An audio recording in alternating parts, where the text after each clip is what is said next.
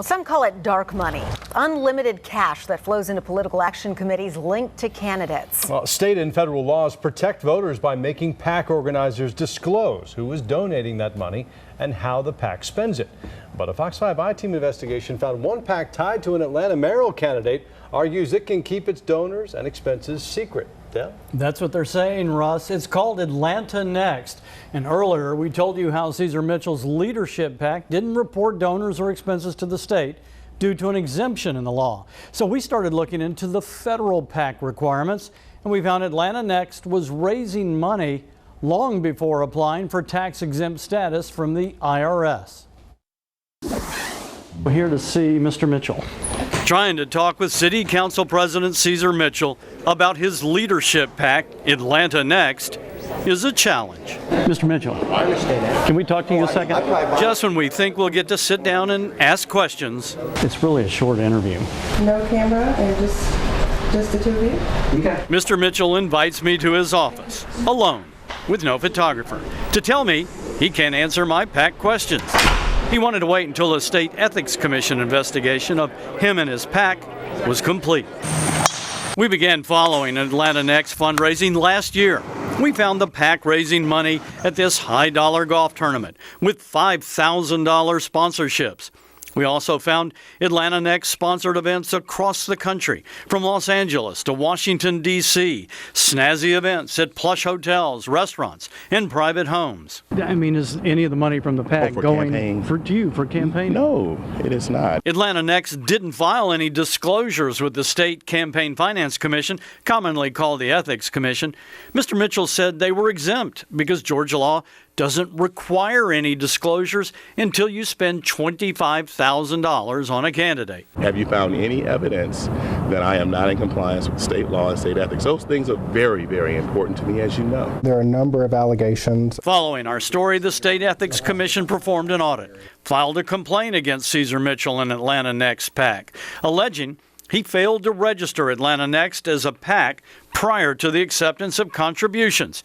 The commission also subpoenaed the PAC's bank records. We'll trust you, but we're going to verify what you say.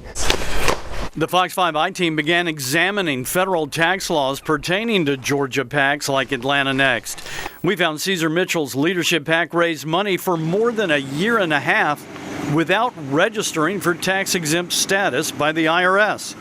They registered with the IRS after our first report. They were indeed raising money as a PAC without being properly registered with the IRS. That's very troubling, and potentially anybody in that situation would not be in compliance with the law. Brinkley Serkedakis is director of government watchdog group Common Cause. She believes that AtlantaNEXT organizers could have tax problems. We have a situation now where there's a PAC that's been raising money unchecked for years without any sort of responsibility to the public, without any sort of disclosure. And so, in my mind, that can't be right. We wanted to sit down and ask City Council President this question. Mr. Mitchell, Congress specifically required political PACs to report their expenditures, either on a state or federal level. You're not reporting anywhere. Why not? He didn't want to talk. When you have elected officials who are taking contributions and spending money and the public can't see how that's working, they can't see behind the scenes, there's something broken there. Now, Ceasar Mitchell's spokesperson sent me a statement via email late today. In it, they claim that AtlantaNEXT properly filed for tax-exempt status with the IRS and that they're in full compliance with all state and federal laws. Also, that AtlantaNEXT is exempt from reporting contributions to the IRS. We've talked to a number of campaign finance experts who just don't agree with that.